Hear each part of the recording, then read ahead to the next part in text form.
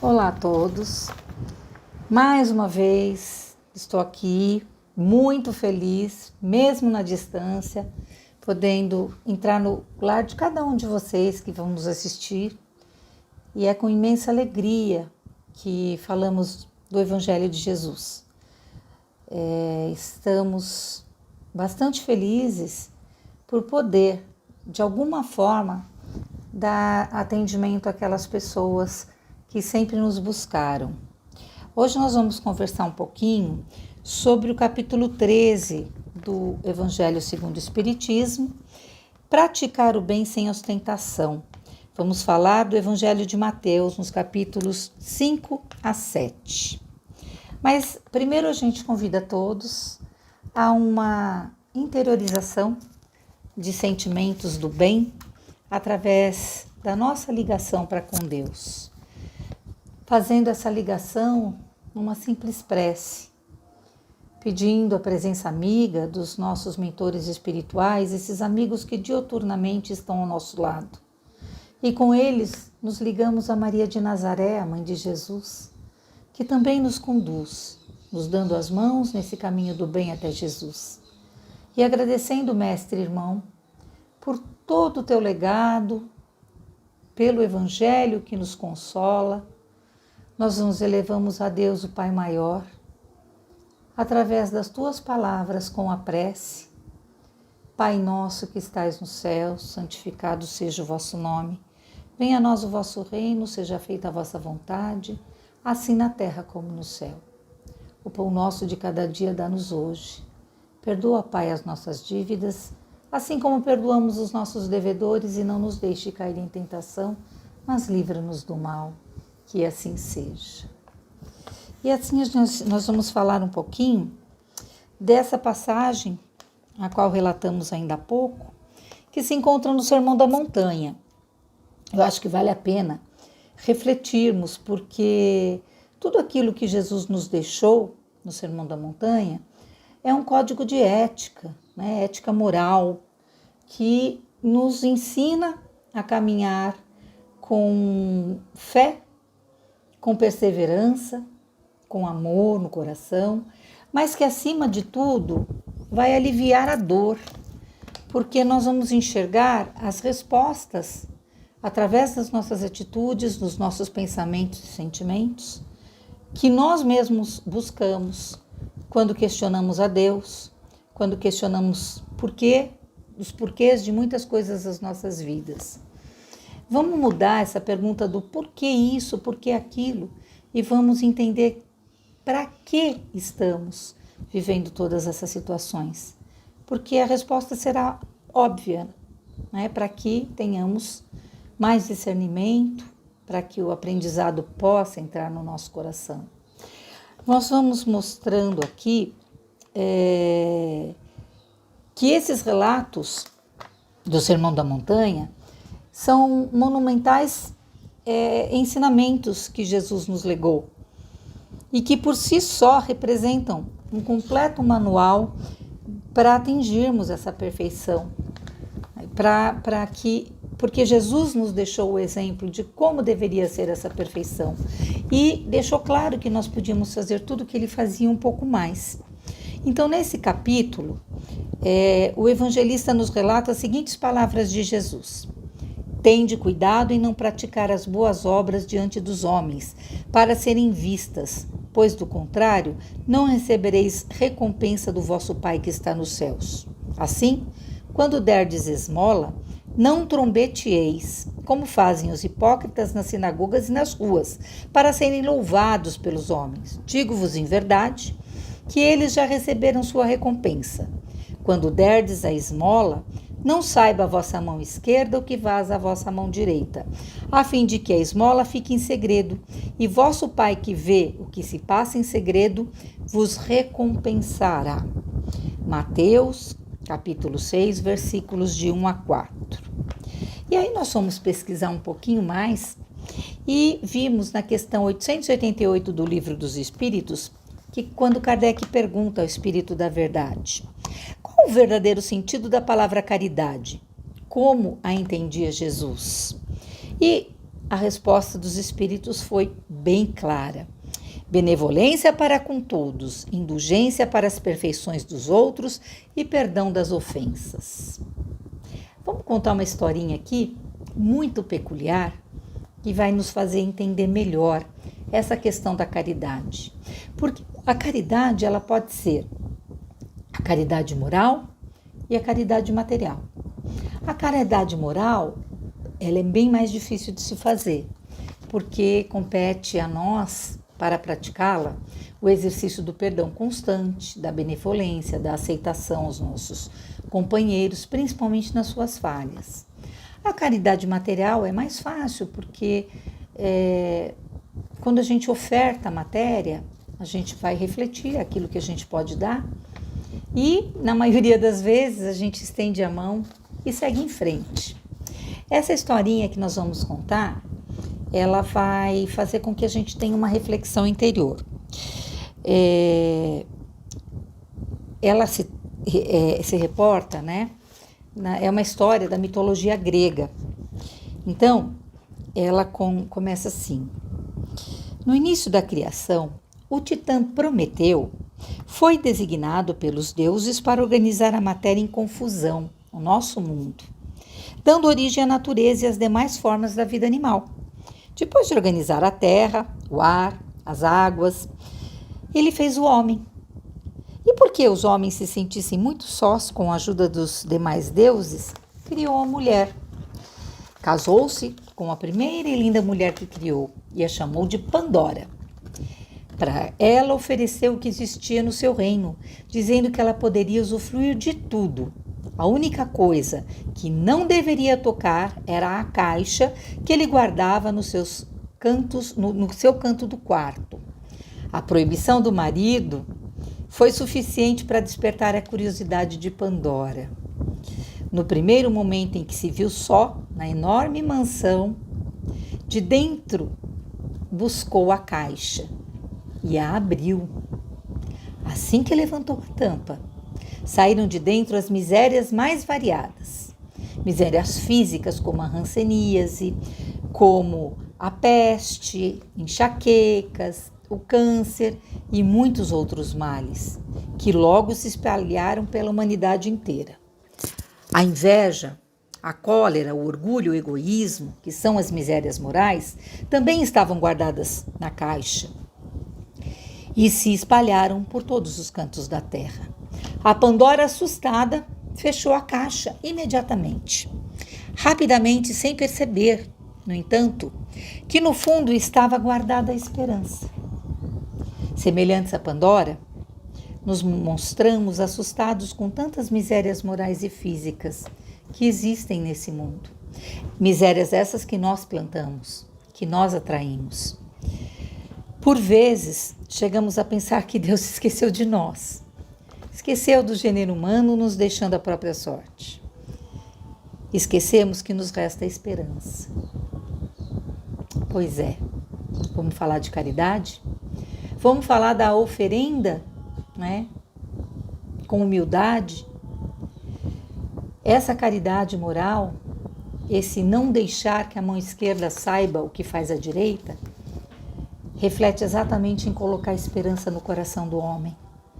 As nossas atitudes, o nosso respeito para com o outro, a forma em que dirigimos as nossas palavras, o nosso carinho, a nossa atenção, pode trazer a esperança de volta a um coração. Complementando a nossa história, um dia, num país distante, fazendo uma analogia, na verdade, a essa história, né, esse conto grego, a esperança se vestiu de homem e surgiu como um sol para reverter a situação da humanidade sofrida. Ficou esse homem conhecido como Jesus Cristo. Boa parte de nós ainda somente conseguimos ver como um derrotado, vencido na cruz, no martírio, sem a chance de ajuda.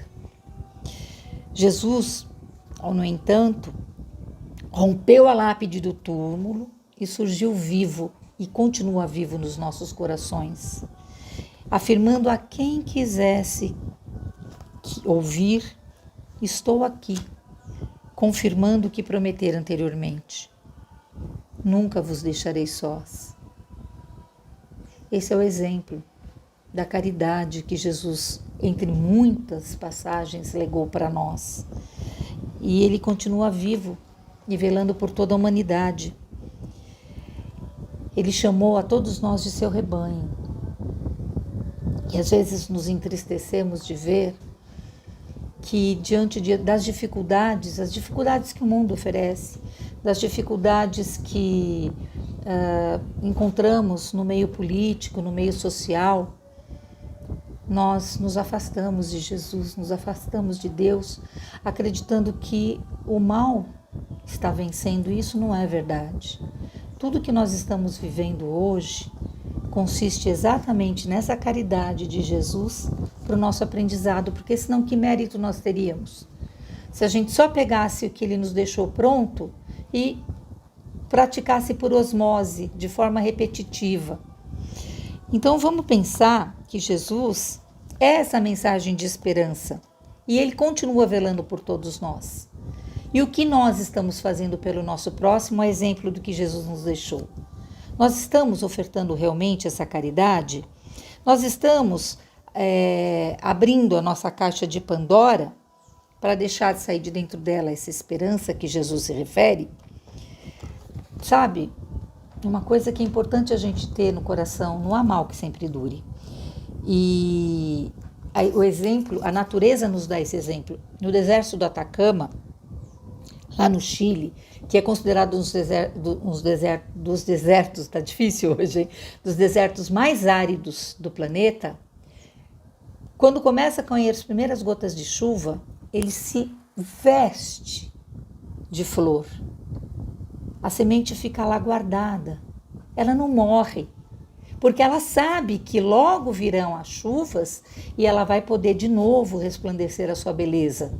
É isso que Jesus espera de nós, que a gente possa florescer a cada momento árido da vida, trazendo como exemplo aquilo que as pessoas ainda não conseguiram enxergar, que é a esperança.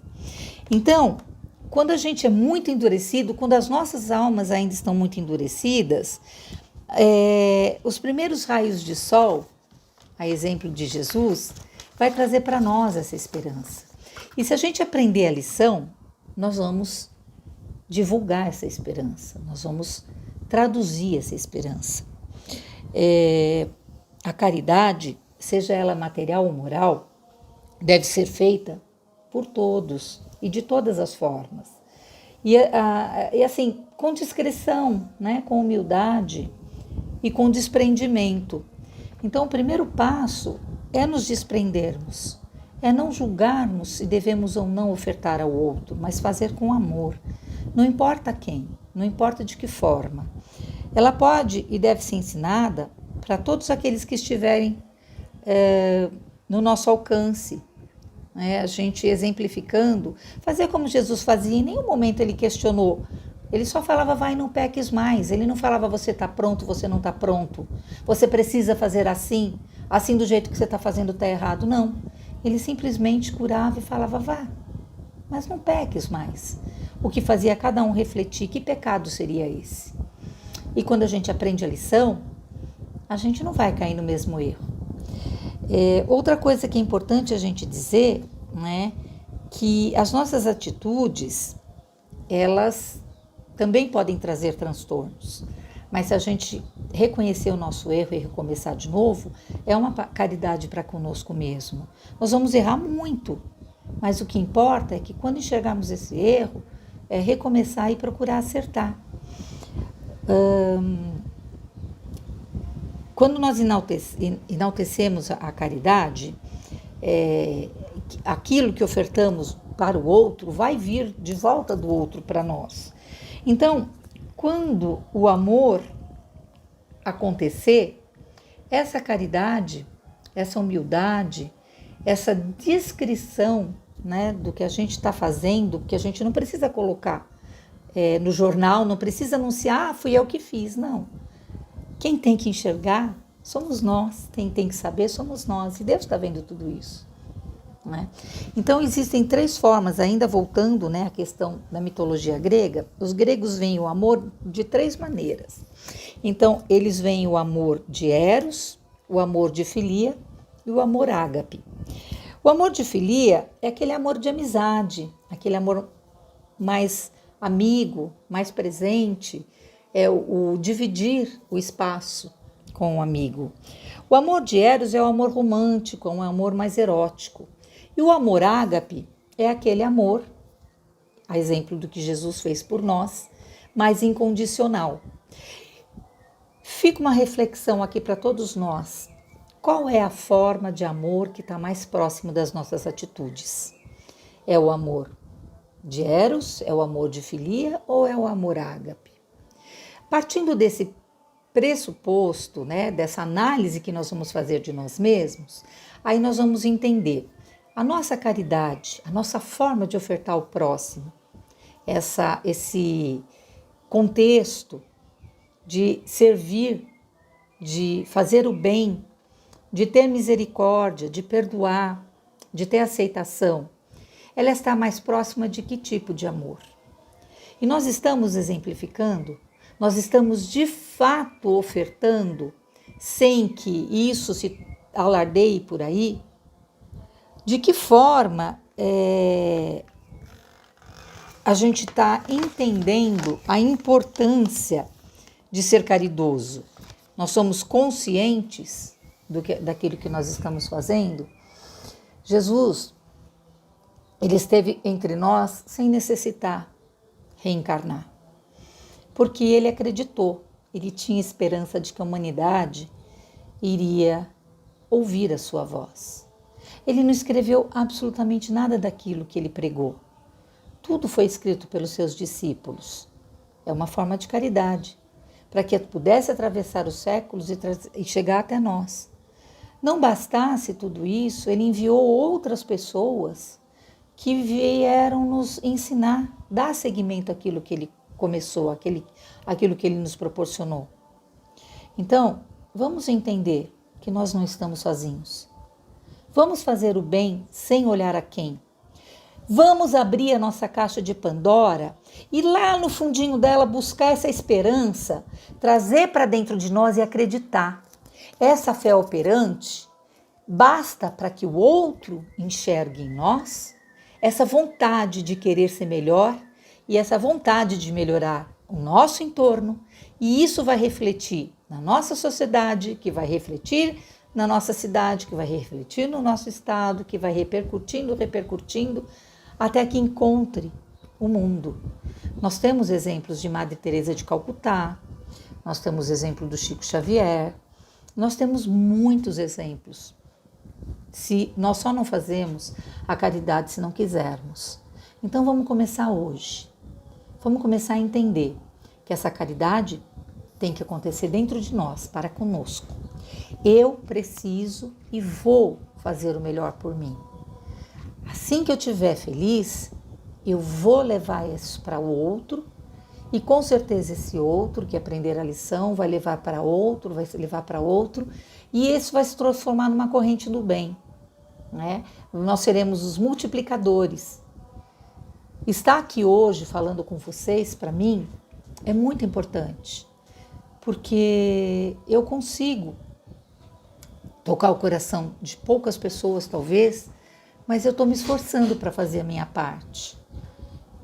E gostaria muito de poder dizer para todo mundo que o nosso país, que a nossa porta de entrada para o mundo é a esperança da humanidade. Acreditemos nisso. Vamos mostrar para o planeta que o nosso mundinho íntimo é cheio de amor e de esperança.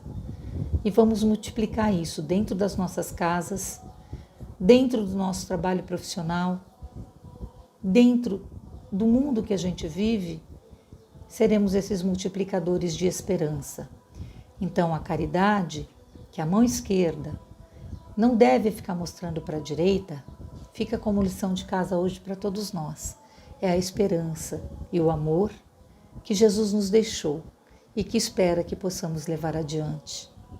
Agradeço a todos essa oportunidade e entrego uma vibração de muita luz para que o coração de todos se encha com essa luz. Um bom Natal, boas festas a todos. Que esse fim de ano seja o recomeço da esperança para toda a nossa humanidade. Muito obrigada.